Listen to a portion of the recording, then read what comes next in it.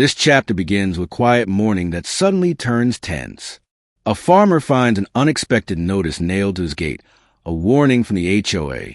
What seemed like just another day in his garden quickly becomes a spark of a conflict that will change everything. It was a kind of morning where the air carried the smell of damp earth and fresh blossoms. The sun rose lazily over the horizon, casting a golden light across the fields that spread behind the small farmhouse. Samuel Johnson, a middle-aged black farmer with strong hands and a back weathered by years of labor, bent over his tomato plants. His garden wasn't just soil and leaves. It was a living memory of his father and grandfather, both men who had worked the land with pride, shaping it into something that could feed not only their family, but also their soul. He wiped the sweat from his forehead, humming softly to himself, when he noticed something unusual. On the wooden gate at the edge of his property, a crisp white paper flapped in the breeze. At first, he thought it might be another flyer for some community event. But as he walked closer, his heart sank. Bold letters at the top read, "Notice of violation." Samuel froze, staring at the document. The emblem of the Homeowners Association, HOA, was stamped across the top, its black ink sharp and authoritative. He pulled it off the gate and scanned the words quickly.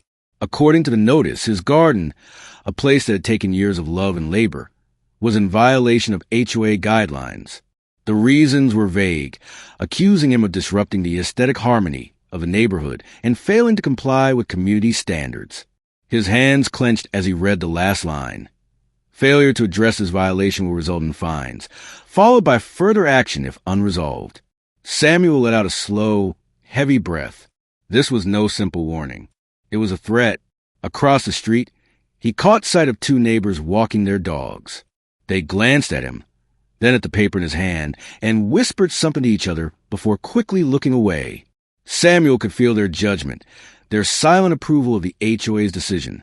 He knew how this looked to them, a black man with a sprawling, slightly untamed garden, standing out in a neighborhood that prided itself on perfectly trimmed lawns and identical flower beds.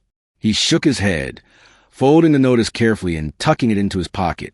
To anyone else, it might just be a piece of paper. But to Samuel, it was a strike against his identity, his hard work, and his right to call this place home. As the day wore on, he tried to push the notice from his mind, focusing instead on watering his plants and repairing the wooden trellis that supported his vines. But the whispers of the neighbors echoed in his head.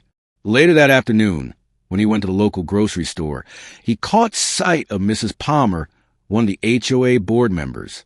She raised an eyebrow as she spotted him, her eyes narrowing with a hint of disdain. She didn't say a word, but the message was clear. "We're watching you." Samuel returned home with heavy steps.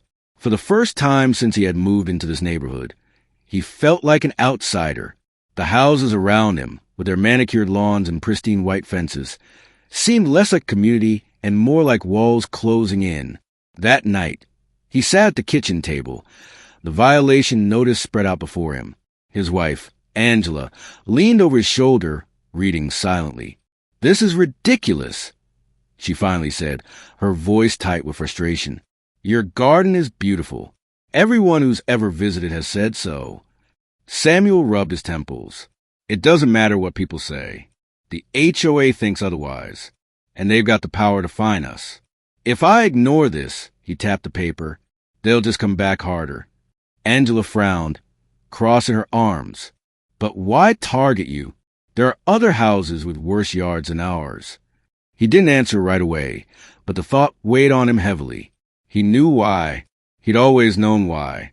But saying it out loud meant facing an uglier truth about the community he had chosen to live in. The next morning, Samuel walked out to his garden again, trying to enjoy the quiet before the world woke up. But he couldn't help noticing a subtle shift. Neighbors who usually greeted him now avoided his eyes. A man jogging down the street slowed as he passed, staring at Samuel's yard before shaking his head disapprovingly. The garden that once brought him joy now felt like a stage, and he was the unwilling actor under constant scrutiny. By the third day, another notice appeared. This time slipped under his door. The fines had already begun, starting at $100 for the first week of non-compliance. Samuel's jaw tightened as he read the new letter. The HOA wasn't just warning him anymore. They were taking action. Angela urged him to fight it, to write a letter of appeal, but Samuel knew how these things worked. HOA boards had their own rules, and appeals rarely succeeded unless you were in their good graces. And clearly he wasn't. Still, he wasn't the kind of man to give up easily. That evening, he sat down at his desk, pen in hand, and began drafting a response. He detailed the history of his garden, its compliance with general guidelines, and its role in maintaining biodiversity in the area. He even included photos showing how neatly everything was maintained. He knew it wouldn't change much, but it was his first step in standing his ground. Days passed, and the tension only grew. Every time Samuel stepped outside, he could feel eyes on him. At the farmer's market, he overheard people muttering about troublemakers who didn't respect community standards. Some of them didn't even realize they were talking about him. Others knew very well and didn't care if he heard. One afternoon, as he knelt by his rows of carrots, a voice called out from the street. "Hey, Sam, looks like you've been busy with those weeds," said Mr. Henderson, a neighbor who had always been curt but never openly hostile. "They're not weeds," Samuel replied calmly. "They're vegetables." Henderson smirked. HOA doesn't seem to think so. He chuckled and walked away before Samuel could respond. It was a small interaction, but it stung. It confirmed what Samuel already suspected. The HOA's notice had given people permission to look down on him, to treat him like an outsider who didn't belong. That evening, as the sun dipped below the horizon, Samuel stood at the edge of his garden, staring at the rows of plants swaying gently in the evening breeze. The garden had always been a sanctuary, his connection to the past, his gift to the future. But now it had become a battleground. He thought of his grandfather, who had once told him, "The land doesn't care what anyone thinks. You take care of it, and it will take care of you." Samuel clenched his fists, feeling a mixture of anger and determination rising within him. The notice on the gate wasn't just a piece of paper. It was a line drawn in the sand. And Samuel knew, deep down, that this was only the beginning. The garden swayed softly in the night breeze, and Samuel stood there longer than usual, staring at the rows of plants as though they might whisper some wisdom back to him. The tension from the HOA notice still pulsed like a fresh wound, but in that quiet moment, he found himself thinking not about the board of fines, but about how much this patch of earth meant to him. His mind wandered back, across the years, to the place where his love for farming had truly begun. Samuel hadn't been raised in a wealthy household. He was born in a small southern town, the son of a mechanic and a schoolteacher.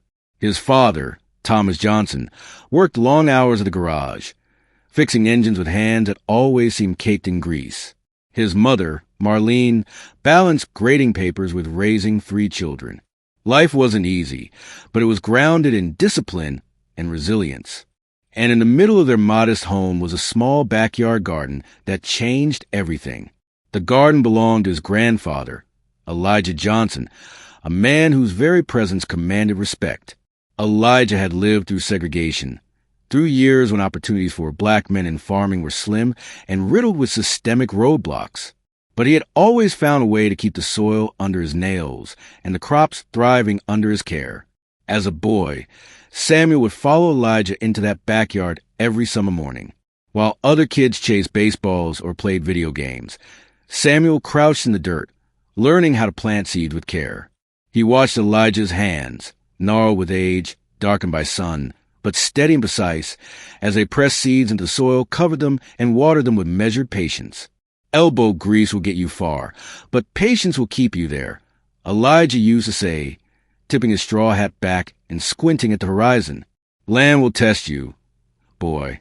It'll test if you got the heart to wait, to trust that what you plant today will be worth it tomorrow. Those words stuck with Samuel, branded into his memory like scripture.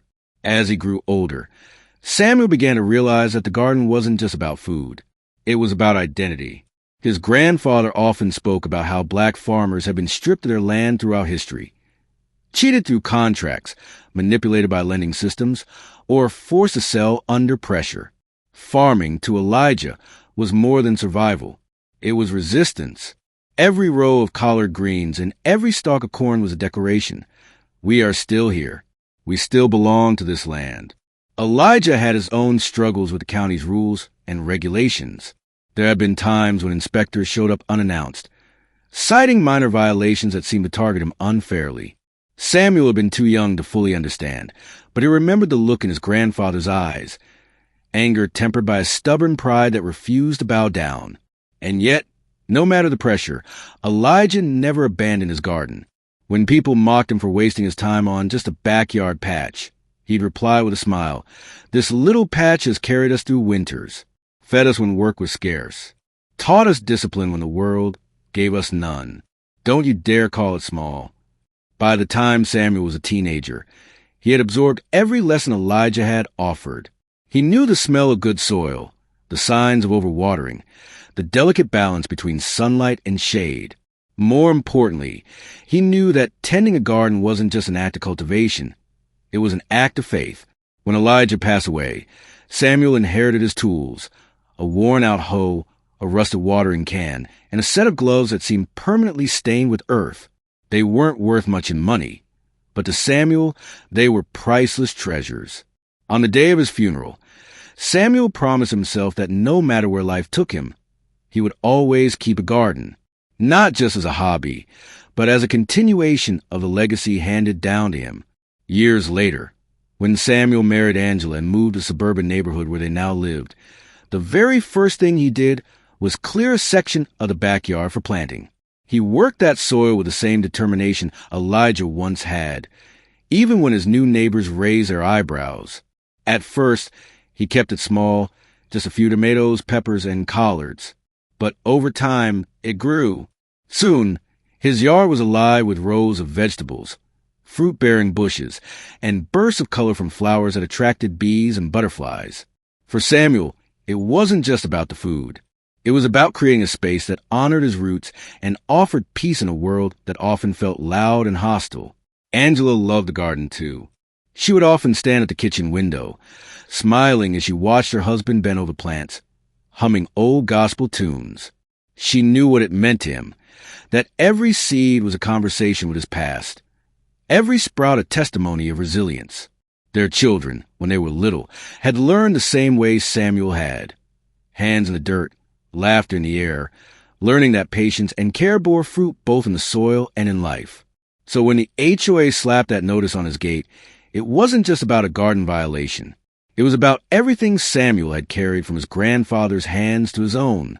It was about history, identity, and pride, values that couldn't be measured in HOA guidelines or community standards. As Samuel sat at the table that night, staring again at the violation letter, he felt the weight of his family's story pressing against the paper. It wasn't just ink and words.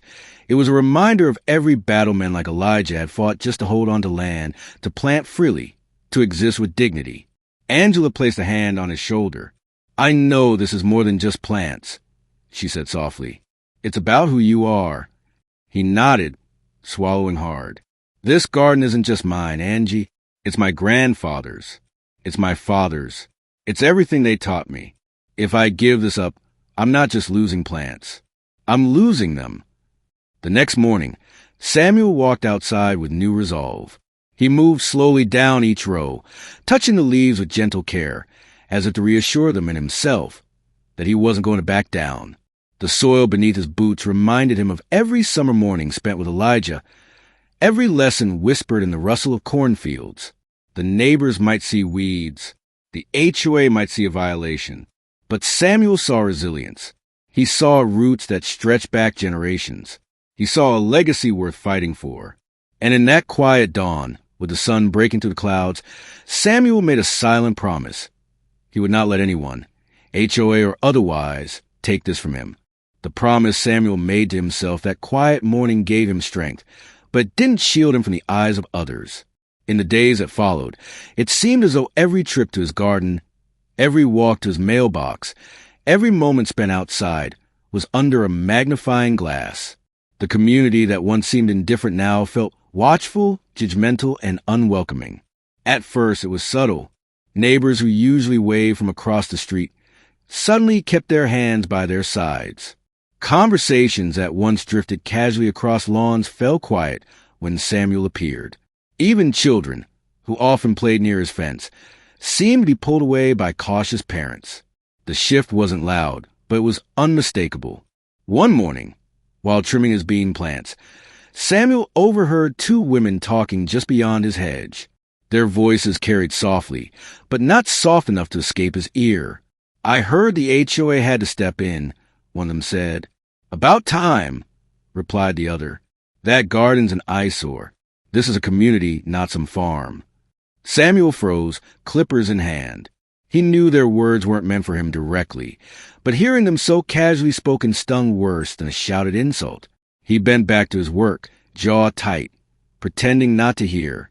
It wasn't just whispers. Some neighbors made their disapproval more obvious. Mr. Henderson, who had mocked him once before, made a habit to walk his dog past Samuel's house every evening, shaking his head as though the garden itself offended him. On more than one occasion, Samuel caught him snapping photos with his phone, likely to forward them to the HOA board. Then there was the Palmer family. Mrs. Palmer, with her stiff posture and permanent frown, was on the HOA board herself. Her husband, Richard, made sure to deliver snide comments whenever he crossed paths with Samuel. "You know," Richard said one Saturday morning as Samuel unloaded soil from his truck, "some of us pay good money to live in a neighborhood that looks respectable. Maybe you should think about how your project affects everyone else."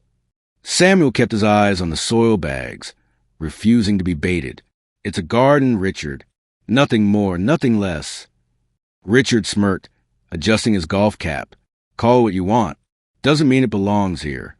He walked away before Samuel could reply, leaving a sour taste in the air. But not everyone was hostile. There were a few who offered quiet, discreet gestures of support. Mrs. Green, the elderly widow who lived 2 houses down, slipped a note into Samuel's mailbox one evening. It was handwritten, short and simple. "Your garden reminds me of home. Don't let them take it from you."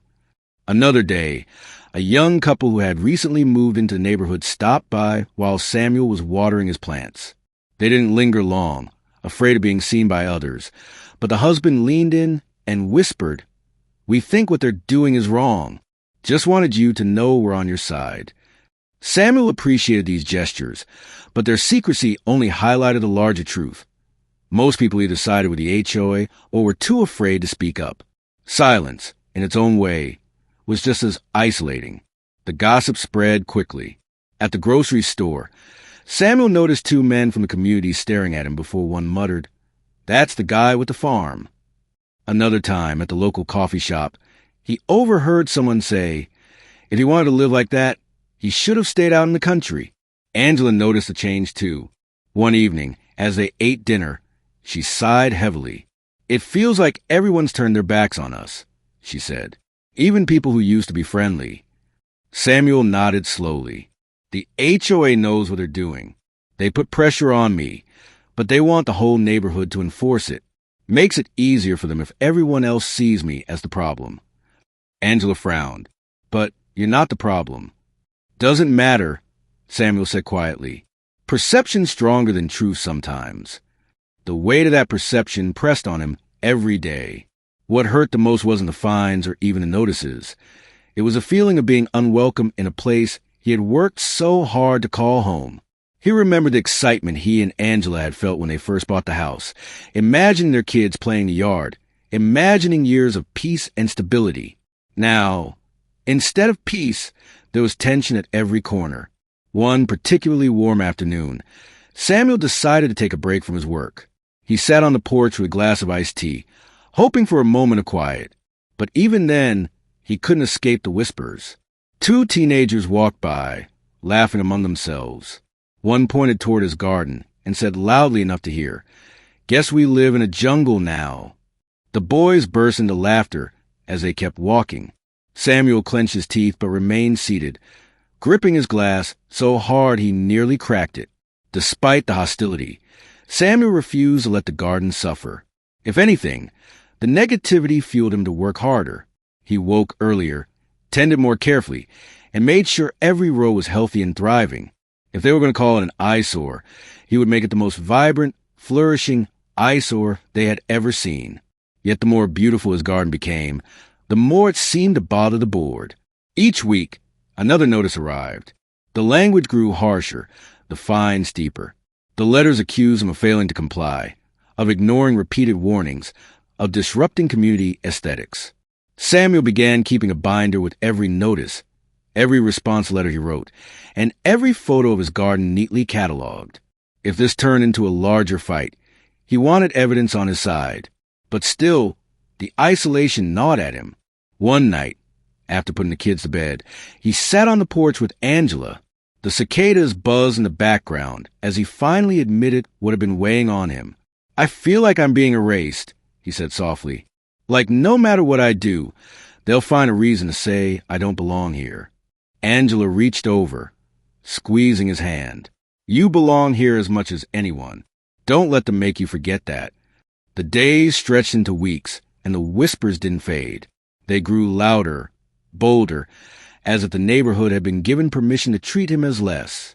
Some ignored him completely. Others smirked or muttered as they passed. But beneath all the noise, Samuel held on to one truth. He wasn't just fighting for a garden.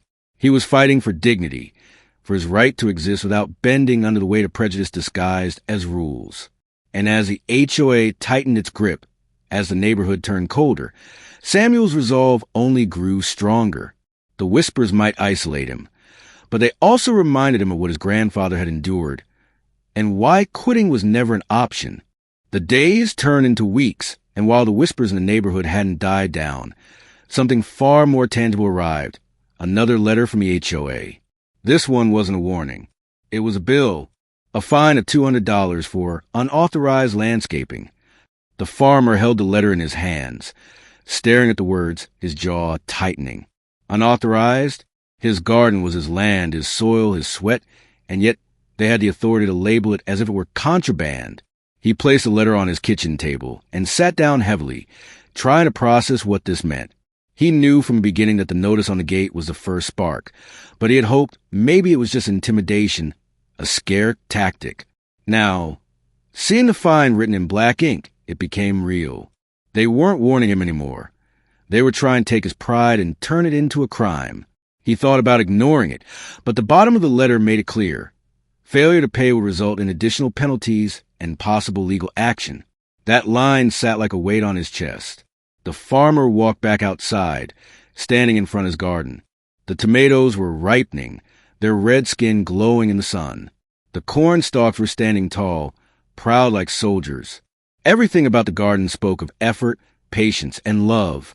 How could they look at this and see a violation? He bent down, running his hands through the soil, grounding himself in the earth, reminding himself that this wasn't just about vegetables. It was about dignity. He decided then he wouldn't pay. But the HOA wasn't finished. 2 weeks later, another letter arrived. This one said his unpaid fine had now doubled for $100. They called it a non-compliance penalty. He crumpled the letter in his fist, his hands trembling not out of fear but fury. It wasn't about the money. He could manage the cost. It was about the principle, why should he pay for cultivating life on his own land? It was about the insult that came with every printed word. That evening, he drove to the HOA office, determined to make them listen. The building wasn't imposing, just a brick structure with neatly painted white trim. But inside, the atmosphere was suffocating. The receptionist gave him a glance that hovered between indifference and annoyance before pointing him toward the boardroom. When he walked in, several board members sat around a long wooden table. Papers were stacked in neat piles, and a projector hummed faintly, though it wasn't in use. He placed a crumpled letter on the table and spoke firmly. "I need someone to explain this to me. Why am I being fined for growing a garden on my property?" The board members exchanged glances. Finally, one of them, a middle-aged man with neatly parted hair and glasses, leaned forward. "Sir, your garden does not comply with the community standards. Our regulations state that only decorative landscaping is permitted in front or visible yards. Vegetable gardens are to be kept out of sight." "Out of sight?" the farmer repeated, his voice rising. "This is my land. I have every right to grow food on it. My family has been farming for generations. This is what we do, and you're telling me that feeding myself and keeping my culture alive is against your rules." Another board member, A woman with a clipped voice. Cut in. It's not personal. The rules are for uniformity. Home values depend on appearances. A vegetable garden doesn't align with the aesthetic of this community. The farmer slammed his hand on the table, the sound echoing. Aesthetic? You think your house prices are worth more than the food I put on my table? You think my work, my heritage, is less valuable than your trimmed hedges and flower beds? His chest rose and fell quickly, but his words were steady. Silence filled the room, broken only by the faint hum of the projector. None of the board members met his eyes. Finally, the man with glasses spoke again. You can appeal if you wish, but as of now, the fines will continue until compliance is achieved. He left the office without another word. His anger was too large to be contained in that room. Outside, as he walked back to his truck, he realized that they had no intention of listening to him. They weren't interested in fairness or dialogue. They had already decided. His garden didn't belong, and by extension, neither did he. The fines kept coming, every notice more aggressive than the last, each one threatening further action. The numbers rose like a tide, 600, 800, 1,000. The papers stacked on his kitchen counter until they felt like a mountain he couldn't climb. Yet every time he walked out into his garden, every time he pulled a weed, watered the soil, or harvested a ripe cucumber, he knew quitting wasn't an option. The neighbors noticed too. Some of them avoided eye contact when he passed them on the street, uncomfortable with the tension that hung in the air. Others whispered, their voices carrying just enough for him to catch fragments. Why doesn't he just give up? It's not worth it. He's only making it worse. But the farmer didn't flinch.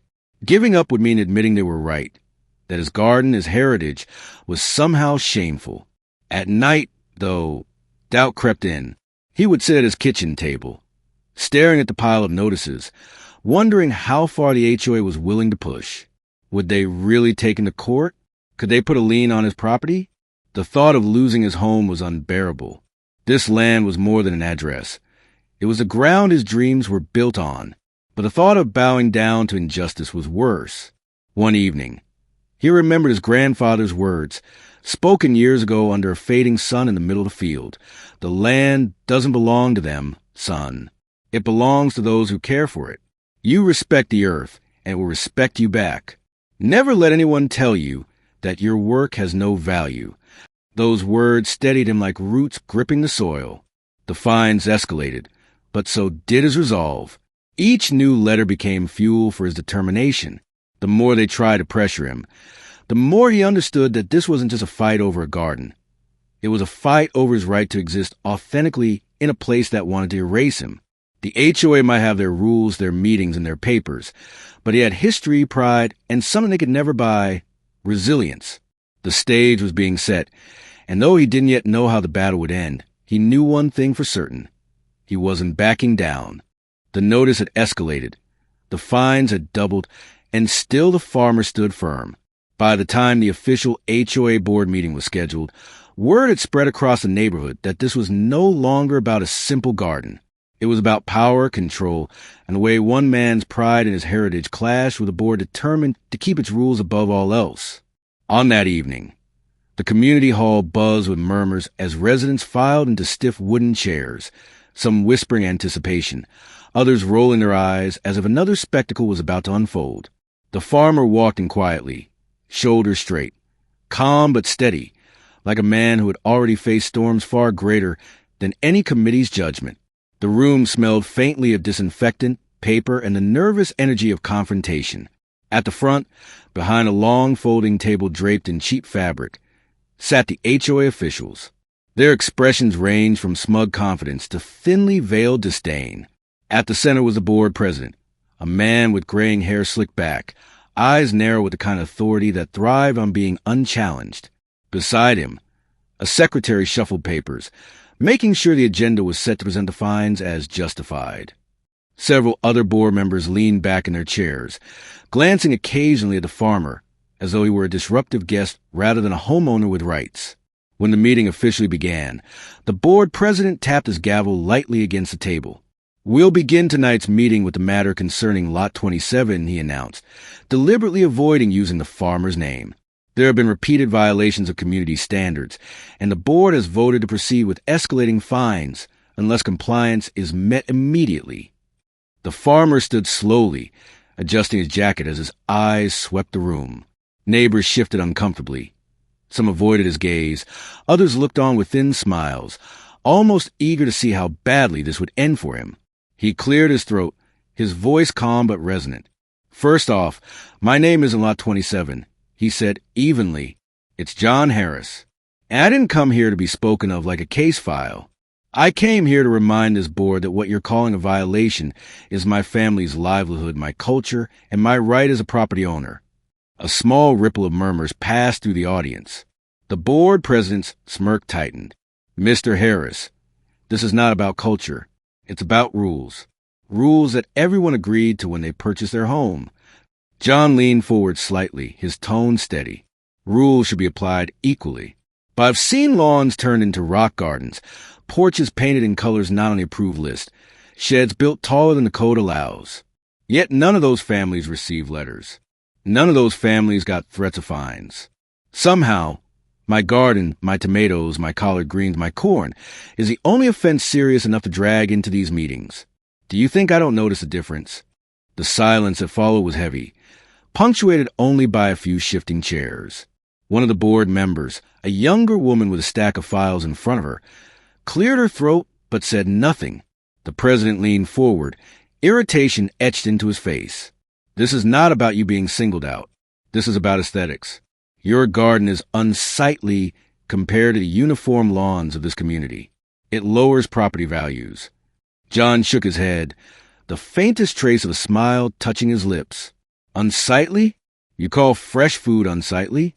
You call hard work unsightly? Maybe you've gotten used to looking at trim grass that grows only to be cut, bagged, and thrown away. But I look at my garden and see Meal's history, survival. You call it an eyesore. I call it life." A neighbor from the back row, an older woman who had been one of the few to greet John kindly when he first moved in, nodded faintly, though she said nothing aloud. Others fidgeted, unwilling to publicly support him, but not immune to the truth of his words. The president tapped his gavel again. "Enough speeches. The fines will stand. You have until the end of the month to remove your so-called garden, or they will continue to double." His tone dripped with finality, the kind of tone meant to close the door on further discussion. But John didn't back down. "I came here tonight not just to talk about myself, but about how this board operates, about how you hide behind rules when it suits you, but bend them when it benefits others. I've seen neighbors allowed to break guidelines because they're friends with someone sitting behind this table.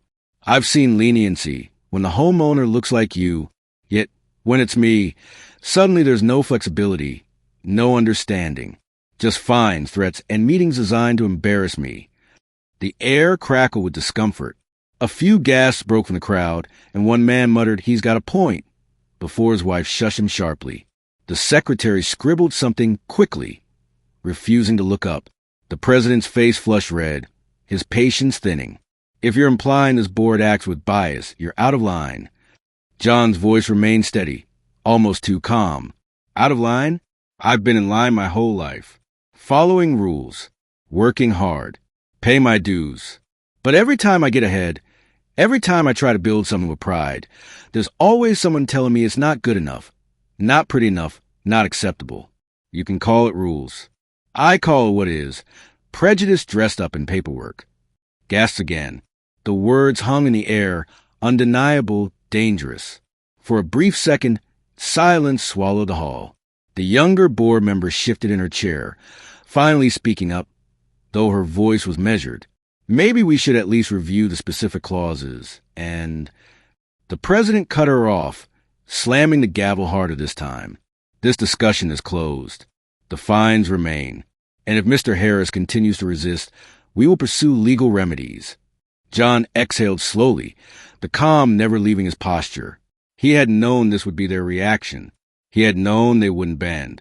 But by standing here, by speaking truth aloud, he had made them reveal exactly who they were in front of the entire neighborhood. That, in itself, was a small victory. He gathered his papers, his garden photographs, and the receipts showing how much food he had donated to local shelters. Without raising his voice, without showing anger, he looked at the room one last time. You all heard it. You all saw it. The board won't bend. But mark my words, this isn't the end. Not for me, not for this garden, and not for this community. One day, you'll see what seeds truly grow. With that, he turned and walked out. The room buzzed behind him. A mix of hushed gossip, nervous laughter, and uncomfortable silence. Some residents looked away, embarrassed. Others stared after him with a flicker of respect they hadn't shown before. And the board, though they thought they had won by shutting him down, had no idea that their arrogance had just planted the roots of their own undoing.